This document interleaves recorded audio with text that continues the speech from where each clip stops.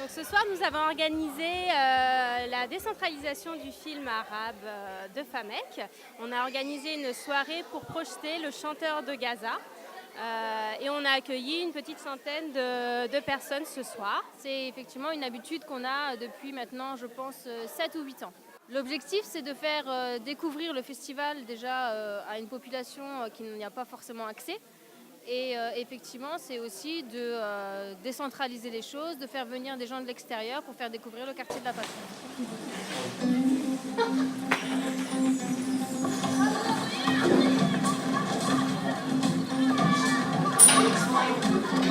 Oui, c'est sûr, c'est positif. C'était surtout positif de voir que les Palestiniens arrivent à faire passer leur message, que ce soit le chanteur ou bien le réalisateur, qui est un réalisateur palestinien. C'était ce qu'ils souhaitaient, montrer ce qui se passait, faire sortir Gaza de ce qu'on met habituellement sur Gaza. Je suis éducatrice spécialisée à Abscis Émergence sur le secteur nord de Metz.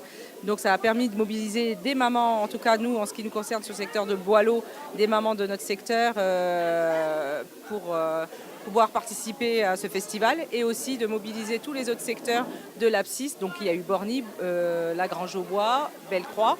Et donc, donc c'était très intergénérationnel et l'idée c'est une rencontre et pouvoir se mouvoir devant des beaux films comme on a vu ce soir.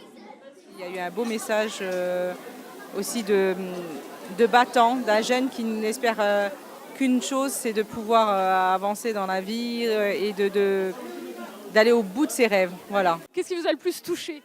Le plus touché, sa réussite, hein. Tout ce qu'il a fait pour réussir en fait. Quand on veut réussir, on peut. Hein.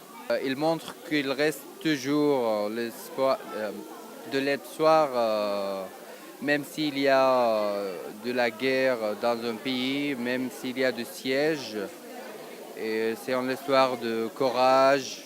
Ce qui m'a touché en plus, c'est le moment en fait quand il montre les bâtiments qu'il est détruits.